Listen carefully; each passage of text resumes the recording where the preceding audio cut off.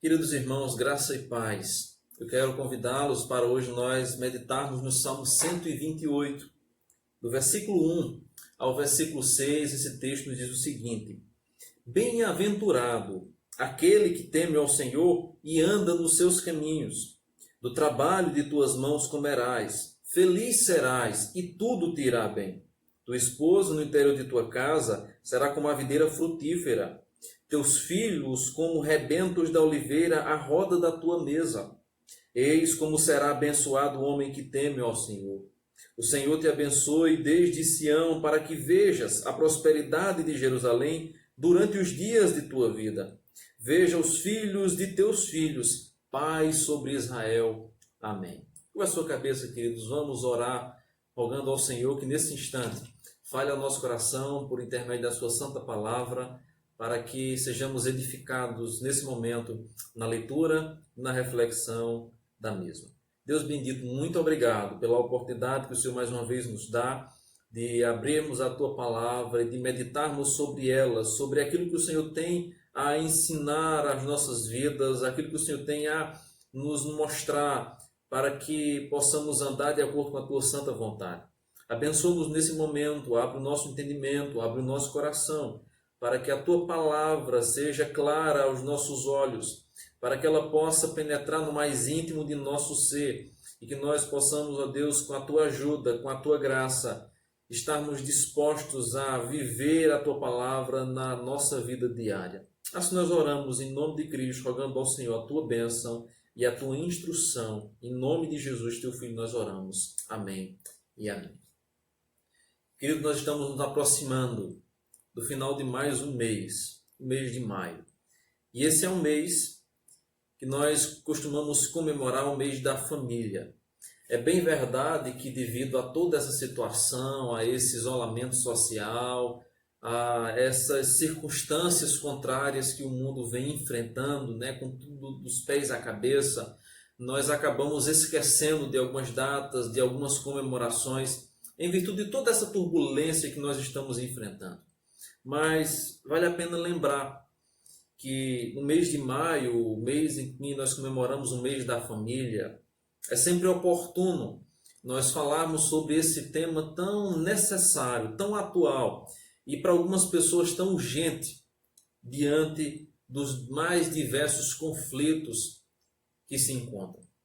Esse momento certamente tem sido um momento único na história para todas as famílias, e especialmente para as famílias cristãs, onde nós temos a oportunidade, nós temos o tempo de agora pararmos um pouco em casa, diante da agitação dos dias normais, do corre-corre malucado da cidade grande. Nós agora temos tempo de parar, de refletir. Tenho ouvido de muitos pais a seguinte frase: agora sim eu estou conhecendo os meus filhos. Agora sim eu estou vendo quem de fato eles são, porque nos dias normais isso nem sempre é possível, ou até mesmo nem sempre é uma prioridade na vida de muitas famílias. Há um ditado bem conhecido que diz o seguinte: aonde falta pão, todo mundo briga e ninguém tem razão. Esses dias, por mais oportunos que sejam para nós como famílias cristãs, de nos reunirmos, de aprendermos a palavra do Senhor, de colocarmos em ordem a nossa casa, tem crescido também a quantidade, o número de violências domésticas por todo o país. Embora esse seja um período oportuno de reconciliação, um período oportuno de descanso de algumas atividades, de algumas atividades que tomam boa parte do nosso tempo, infelizmente, para muitos lares, para muitos casais, esse tem sido um tempo de angústia, de conflito, de briga, de muita confusão. Por isso esse texto, o Salmo 128, é um texto oportuno para a nossa reflexão nesse período, porque esse é um salmo que fala exatamente sobre família.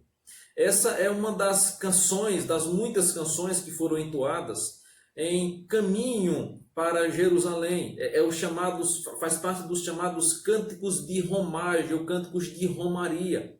A caminho de Jerusalém, onde o povo ia pelo menos 3 vezes ao ano, ali eles cantavam, entoavam canções enquanto caminhavam, junto com as suas famílias, reunido com todo o povo, seguindo na estrada para Jerusalém. E esse salmo, ele tem pelo menos dois objetivos, não apenas ele, mas todo o conjunto dos salmos de Romais. Primeiro, incentivar aqueles que temiam a Deus a continuar viverem a obediência nos caminhos do Senhor. Geralmente, os cânticos eram entoados como um incentivo para que a obediência, para que o cumprimento da palavra fosse vivido por eles. Segundo, era despertar a gratidão do povo de Deus diante das muitas bênçãos que Deus tinha derramado. Então, são salmos com um propósito duplo, se assim podemos dizer: incentivar a obediência ao Senhor e despertar a gratidão por tudo aquilo que Deus havia feito. Enquanto eles caminhavam, cantavam, recordando os grandes feitos do Senhor para a vida de cada um daqueles. O salmo que nós acabamos de ler nos mostra que ter trabalho, sustento, família, sem sombra de dúvida, é uma bênção do Senhor, um privilégio que Ele nos dá. Por isso é que esse salmo, então, nos convida a pensarmos um pouco, a olharmos para esse aspecto familiar, não apenas o Salmo 128, mas também o Salmo 127. Na verdade, são salmos complementares. Tanto o Salmo 127 quanto o Salmo 128 falam do mesmo assunto. A mesma moeda, apenas com faces, com lados diferentes.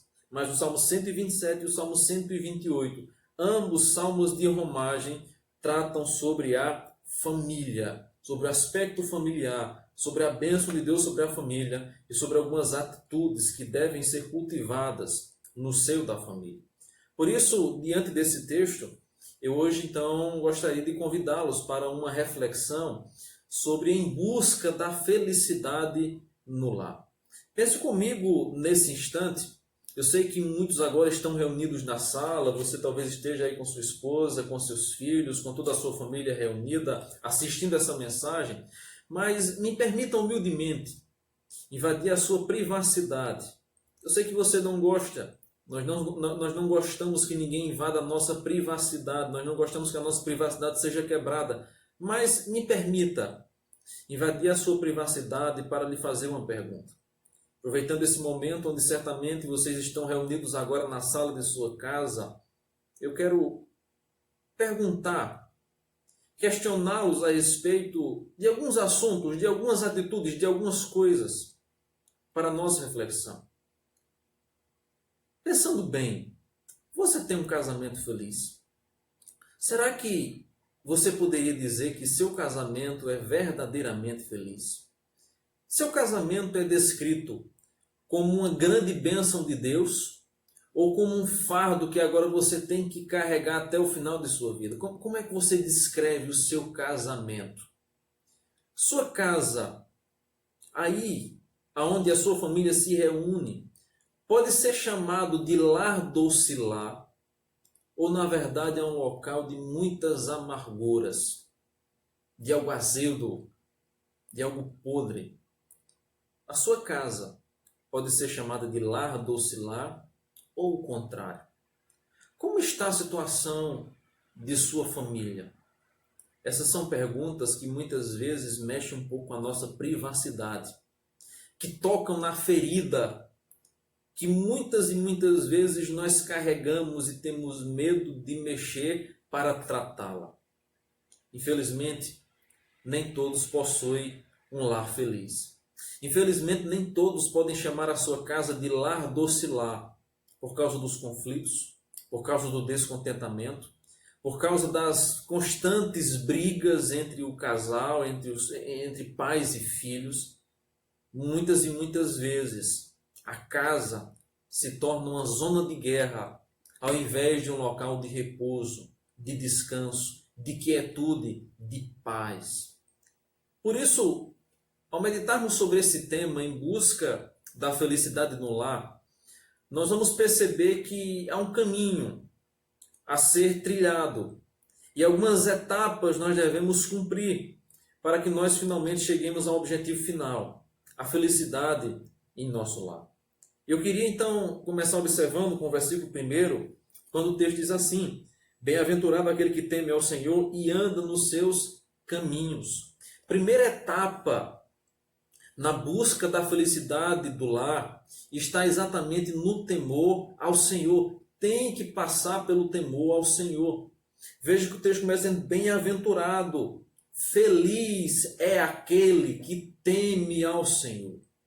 Essa é a necessidade primeira, o temor ao Senhor. É verdade que tem muitas pessoas que não temem a Deus e nem por isso deixam de ser alegres, nem por isso deixam de viver uma vida tranquila, uma vida mansa. No entanto, a verdadeira felicidade, a verdadeira bem-aventurança, conforme o Salmo 128, ela provém do temor ao Senhor. Somente aqueles que temem a Deus, somente aqueles que servem a Ele, somente aqueles que foram salvos e regenerados por Ele, possuem essa bênção, possuem essa felicidade. É bem-aventurado, é feliz o homem que teme ao Senhor.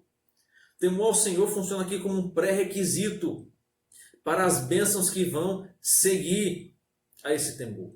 Quando nós observamos o significado de temor, não quer dizer medo, não quer dizer pavor, mas quer dizer obediência, submissão à sua vontade, reverência a Ele.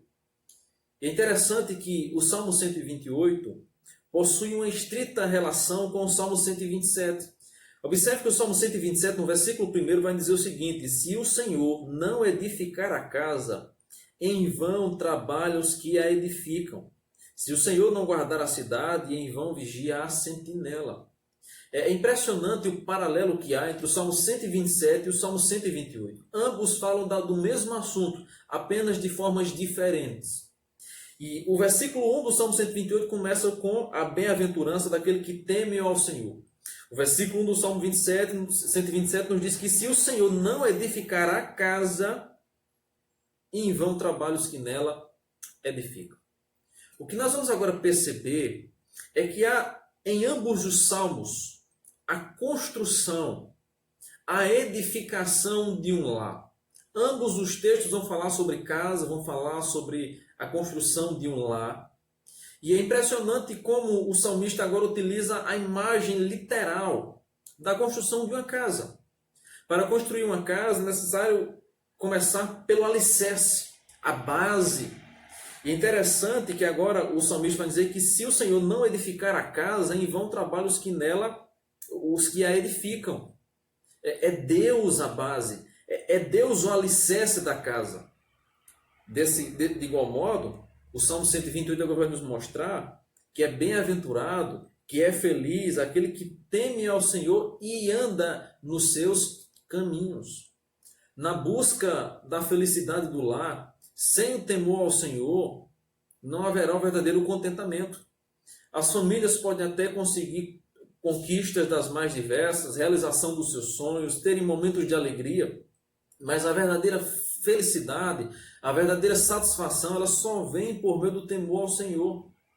É interessante que quando chega no versículo 2 do Salmo 127, vai dizer o seguinte: inútil vos será levantar de madrugada, repousar à tarde, comer o pão que penosamente granjeastes, aos seus amados ele dá enquanto dormem.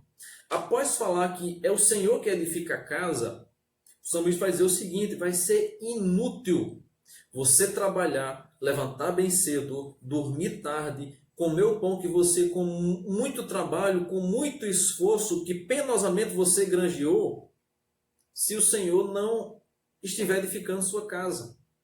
O que o salmista agora quer nos mostrar quando diz o seguinte: aos seus amados ele dá enquanto dorme, não é um incentivo à preguiça. Não é isso. Deus não está incentivando a preguiça, Deus não está incentivando a inércia, muito pelo contrário. O que agora o salmista no Salmo 127 quer nos mostrar, em relação ao Salmo 128, é que a verdadeira felicidade, a verdadeira bênção, ela vem primeiro por meio do temor ao Senhor. E é exatamente do Senhor que virá a bênção do céu. Por que diz assim: aos seus amados ele dá enquanto dormem?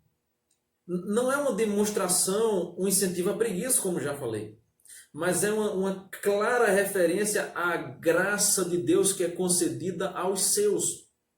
O fato de Deus dar enquanto dorme quer mostrar claramente que não é fruto de nossa ação, não é fruto de nosso trabalho. Essa é uma bênção que vem tão somente da sua graça. É uma dádiva que é dada graciosamente, não é fruto das nossas próprias mãos. O nosso trabalho, o nosso dinheiro, o nosso esforço não poderá comprar aquilo que somente Deus pode dar, por meio da sua graça. E é exatamente assim que agora começa o Salmo 128, falando sobre o temor ao Senhor. Mas em segundo lugar, nessa construção de etapas, nesse caminho em busca da felicidade no lar, nós agora vamos encontrar, do versículo 2 ao versículo 3, uma dedicação prudente. Diz assim um texto: do trabalho de tuas mãos comerás, feliz serás, e tudo te irá bem. Tua esposa no interior da tua casa será como a videira frutífera, teus filhos como rebentos da oliveira à roda da tua mesa. Observe que agora ele parte do princípio do temor e agora segue para o aspecto de uma dedicação. E essa dedicação ela abrange pelo menos três áreas. O texto agora vai nos mostrar isso. Primeiro, no exercício do trabalho.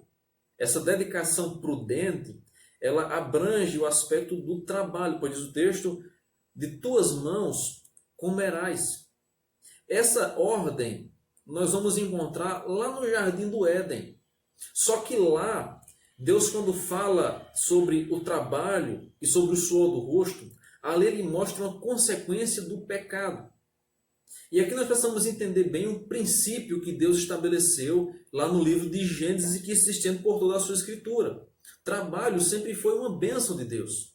No entanto, o pecado tornou esse trabalho, que é uma bênção, em algo cansativo, em algo fatigante.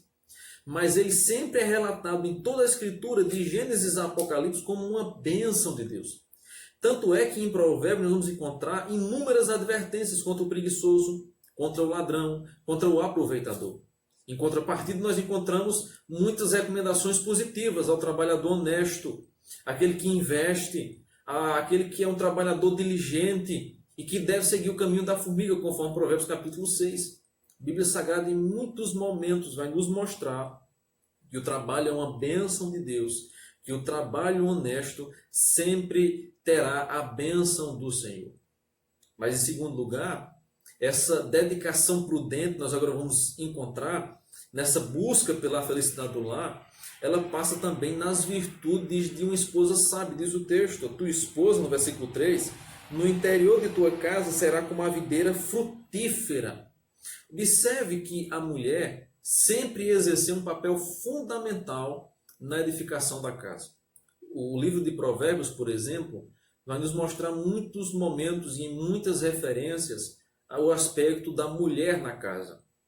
Provérbios 31, nós vamos perceber que a casa, aliás, em Provérbios 14, a casa ela poderá ser edificada, ela poderá ser destruída de acordo com o comportamento da mulher. O homem, em Provérbios 31, ele será honrado na porta ou até mesmo envergonhado de acordo com a procedência, de acordo com as atitudes daquela mulher. A frase contentamento e realização, segurança e tranquilidade é o que descreve esse salmo. É o que descreve o interior dessa casa. Porque diz o texto que esta mulher, no versículo 3, no interior da casa será como uma videira frutífera. É o exemplo de uma planta viçosa, há frutos.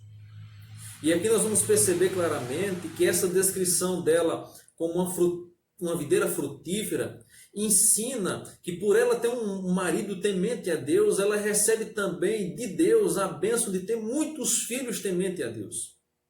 Essa mulher tem a liberdade de criar os seus filhos, desenvolver neles um caráter piedoso, abençoar o seu lar financeiramente, assim como a mulher de Provérbios 31, a mulher virtuosa. E agora, quando o salmista descreve essa busca por a felicidade no lar, ele observa o aspecto dessa dedicação prudente, que abrange não apenas o aspecto do trabalho, mas também nas virtudes de uma esposa sábia. Mas em terceiro lugar, essa dedicação prudente ela abrange também a criação dos filhos, pois diz o texto, teus filhos como rebentos da oliveira à roda da tua mesa. Não somente a esposa, mas agora o salmista nos mostra que também os filhos desfrutam dessa prosperidade como fruto do temor ao Senhor. A figura que ele aqui utiliza, os rebentos da oliveira, retrata a vitalidade, retrata o crescimento, a longevidade, a produtividade. O fato de o homem ter filhos ao redor da sua mesa denota uma bênção especial de Deus. A semelhança do que acontece, por exemplo, no livro de Jó, quando nós encontramos ali o relato de uma aparente comunhão que havia entre os filhos de Jó. Eles se reuniam na casa uns dos outros. E é tanto que eles estavam todos reunidos quando foram mortos. E a notícia chega para Jó da morte de todos os seus filhos de uma única vez. Constantemente, eles se reuniam na casa uns dos outros, o aspecto da comunhão. E Jó oferecia sacrifício pelos seus filhos, Jó orava pelos seus filhos, porque se porventura eles estivessem em pecado, ali estava Jó disposto a oferecer sacrifício pelo pecado de seus filhos. A comunhão daquela família era algo evidente no livro de Jó. E agora o texto vai nos mostrar que não apenas a mulher no interior da casa, mas também os filhos serão como rebentos da oliveira. É curioso observar que o salmista utiliza aqui duas espécies de plantas. Primeiro, ele faz a menção à videira, o fruto da videira, produto da videira, que era o vinho. Segundo, ele utiliza a imagem de rebentos da oliveira, de onde se vinha o azeite. Dois itens que sempre foram preciosos na humanidade, especialmente naquela época: o vinho e o azeite. E aqui ele compara a mulher e os filhos como vinho e azeite, preciosidades que Deus concedeu para a sua casa.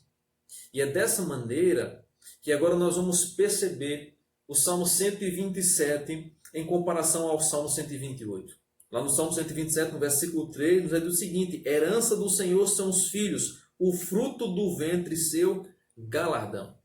A busca pela felicidade do lar, ela passa pelo temor ao Senhor, mas ela passa também pela dedicação prudente.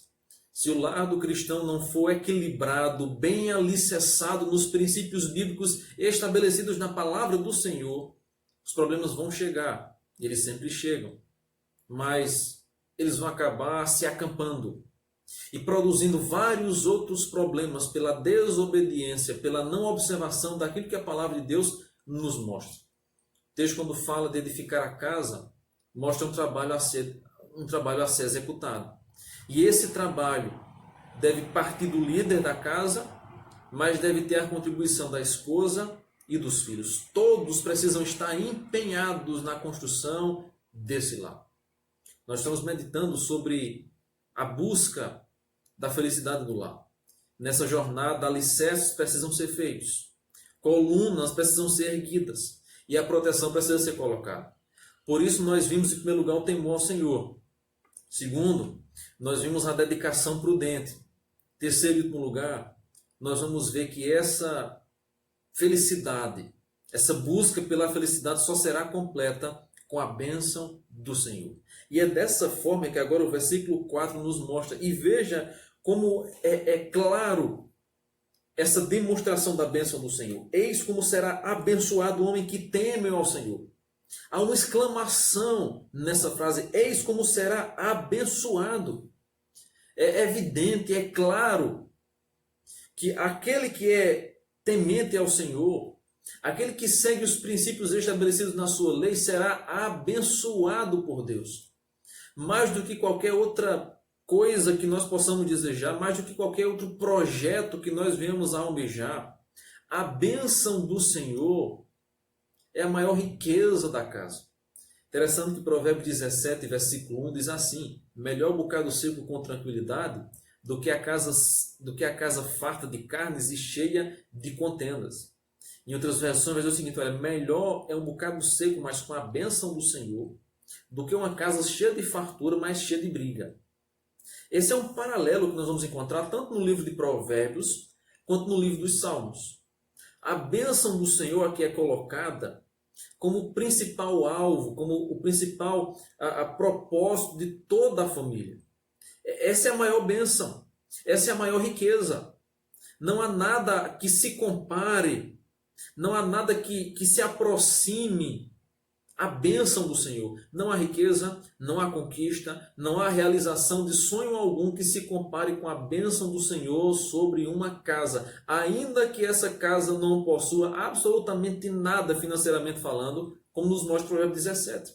Mas onde há a bênção do Senhor, ali há contentamento, ali há tranquilidade.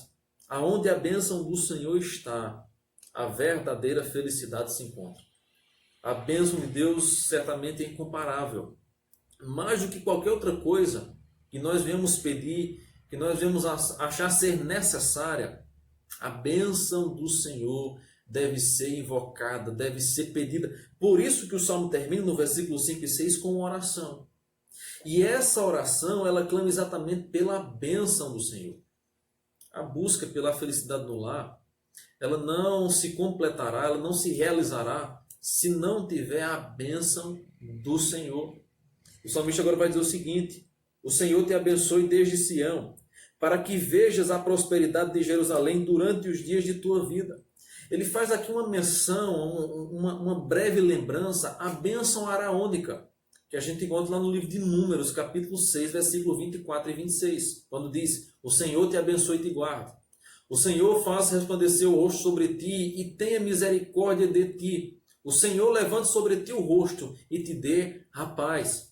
Nessa oração que ele faz no versículo 5 e 6, nós vamos perceber claramente uma lembrança à bênção araônica de Números capítulo 6. Ele clama pela bênção do Senhor. Ele ora para que Deus abençoe desde Sião. Sião é o nome do monte onde estava edificada a cidade de Jerusalém, onde estava o templo de Deus. Então, quando ele diz que o Senhor te abençoe desde Sião, está dizendo que o Senhor te abençoe da sua morada, que da casa de Deus, que da morada de Deus venha bênçãos para a sua casa. É esse o pedido. É essa oração que é feita agora pelo salmista. E o resultado de tudo isso é um testemunho que vai de geração em geração. Certa feita alguém disse que o verdadeiro teste do nosso sucesso de paternidade não são os nossos filhos, mas são os nossos netos. E é interessante que essa frase, essa observação, ela encontra um profundo respaldo bíblico quando a gente, por exemplo, olha para o livro de Juízes. Lá no livro de Juízes, nós vamos perceber uma falha na transmissão da lei do Senhor para as gerações.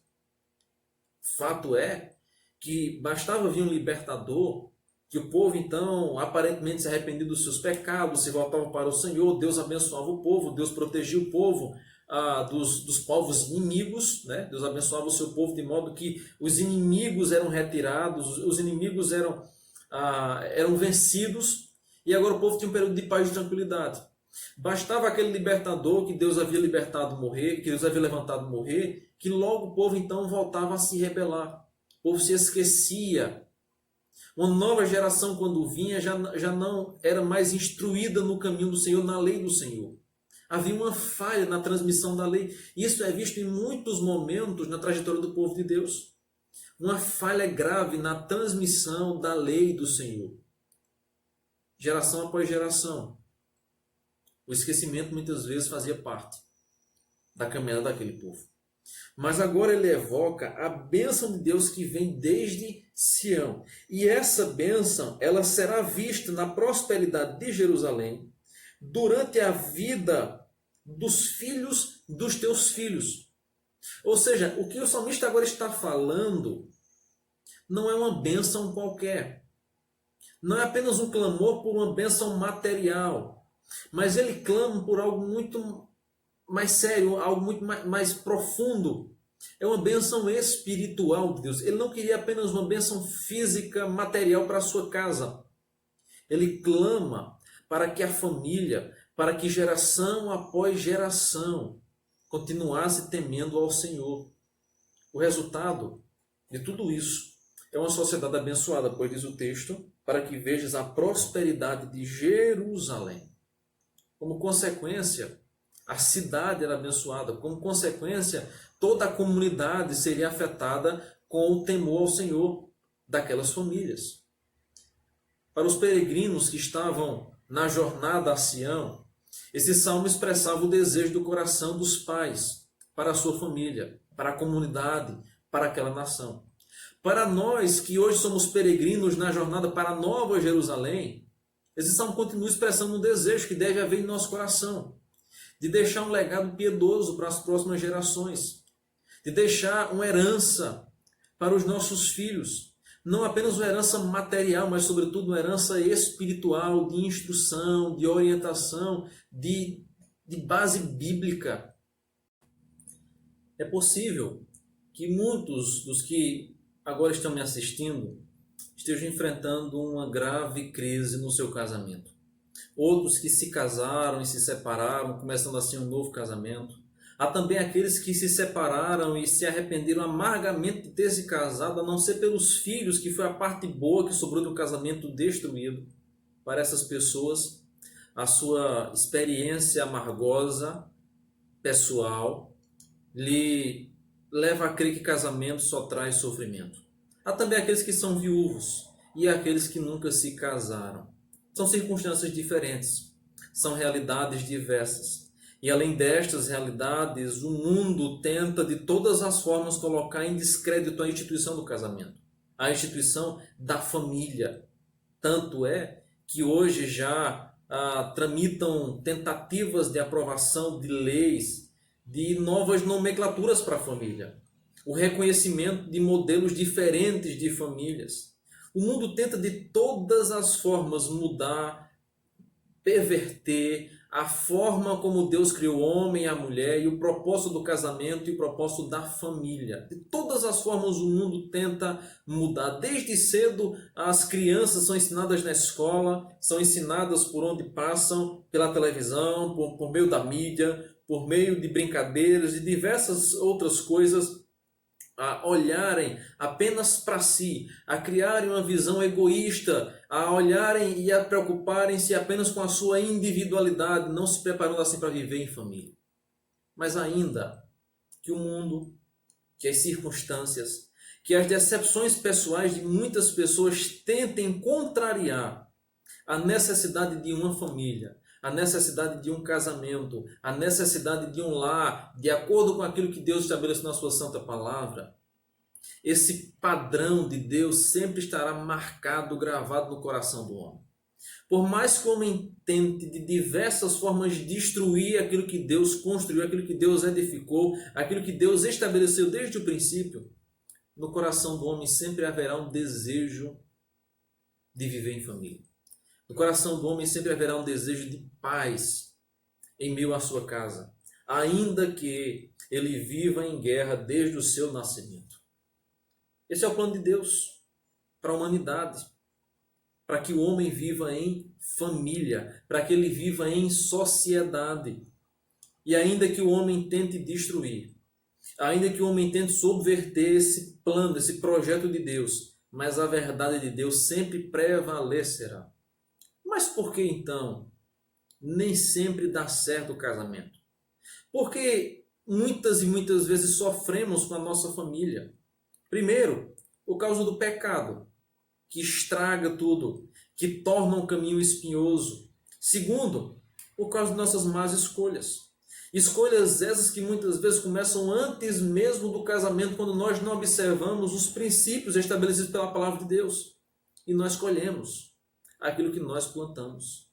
Mas terceiro, a razão de nós sofrermos tanto, muitas vezes no seio da família, por causa da falta da bênção de Deus em nossa casa. Onde não há temor do Senhor, não há paz. E como consequência também não há felicidade. Eu concluo dizendo que se você busca a felicidade de seu lar, se você tem buscado a restauração de seu casamento, se você tem buscado talvez a união com os seus filhos, se você tem buscado de alguma forma trazer paz, tranquilidade e felicidade para o seu lar, em diversos lugares, por meio de diversas coisas materiais, mas não tem buscado em Deus, você tem perdido o seu tempo. A única maneira de encontrar felicidade para o lar, A única maneira de encontrarmos a verdadeira satisfação para a nossa vida, no aspecto familiar, é por meio do temor ao Senhor. É por meio da observância de sua palavra. Por isso, o versículo 1, bem-aventurado aquele que teme ao Senhor e anda nos seus caminhos. O temor do Senhor trará bênção para a sua casa. Se você busca a felicidade do seu lar, entenda que primeiro é necessário você ter o temor do Senhor. Como está a sua casa? Como está o seu lar? Será que você pode chamar a sua casa de lar doce lar? Ou não?